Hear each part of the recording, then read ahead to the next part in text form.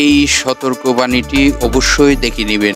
সম্মানিত বিনিয়োগকারী ভাই ও বোনেরা, আজকের ভিডিওর টপিকটি ইতিমধ্যে আপনারা ফলো করেছেন। দেখুন, যে স্টকটি নিয়ে আজকে আপনাদের সাথে বিশ্লেষণ করব, এই স্টকটিকে সত্যিকারের চমৎকার একটি অবস্থান তৈরি হয়েছে এবং এই স্টকটিকে নিয়ে এই মুহূর্তে অপেক্ষা করাটি হবে একজন বিনিয়োগকারীর বুদ্ধিমানের কাজ। চলুন আজকের ভিডিওর টপিকটি আমরা সর্বপ্রথম জানার চেষ্টা করি। আজকের ভিডিওর টপিকটি চমৎকার স্টকটিকে শুধু বলবো নিয়ে অপেক্ষা করুন। কেন অপেক্ষা করবেন এই স্টকটিকে, সে সকল তথ্য আপনাদেরকে ধীরে ধীরে বোঝানোর চেষ্টা করব। ধৈর্য সহকারে পুরো ভিডিওটি দেখার চেষ্টা করবেন।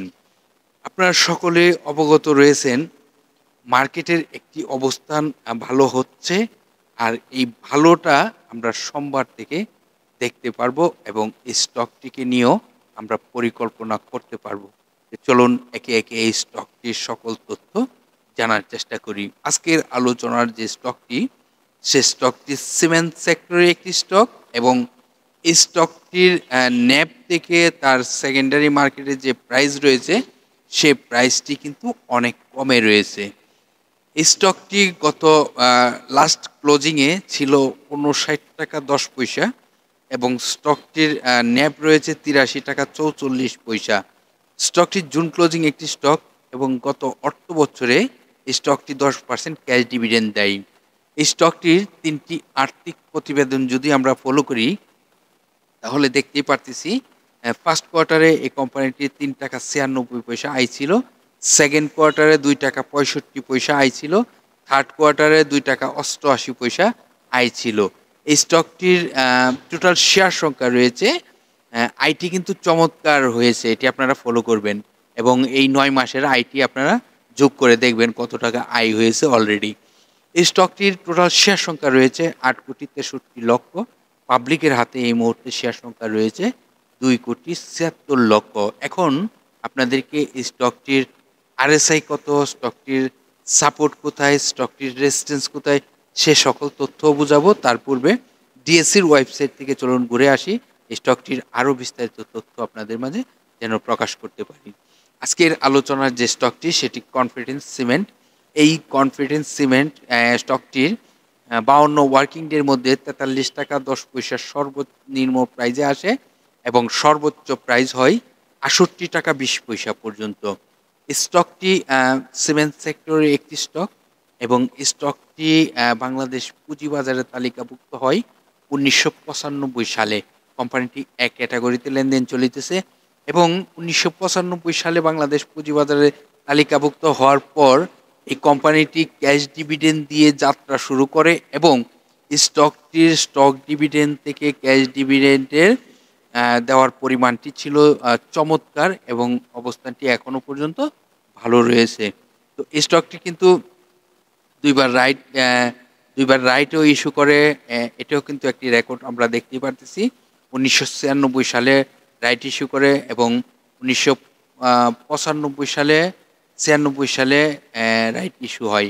২টি বছর কিন্তু পরপর রাইট ইস্যু হয় এবং স্টকটির শর্ট টাইম লোন এবং লং টাইমের লোন যদি আমরা ফলো করি, তাহলে দেখতে পারতেছি শর্ট টাইমের জন্য বিগ অ্যামাউন্ট রয়েছে লোন এবং শর্ট টাইমের জন্য কিন্তু সামথিং লোন রয়েছে।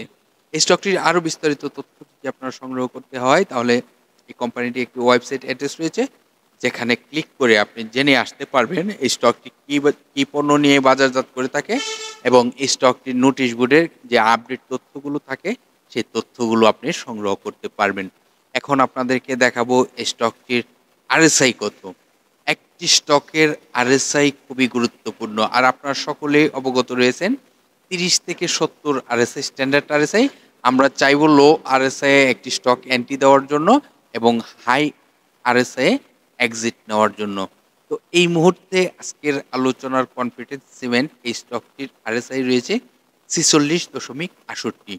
তো এখনও বিনিয়োগযোগ্য আরএসআই, আর এই স্টকটি এখান থেকে মুভমেন্টের জন্য প্রস্তুত নিয়েছে এবং এখান থেকে যদি মুভমেন্ট শুরু হয়, স্টকটির যে রেজিস্ট্যান্স সেটি কিন্তু ব্রেকআউট করার সম্ভাবনা থাকবে।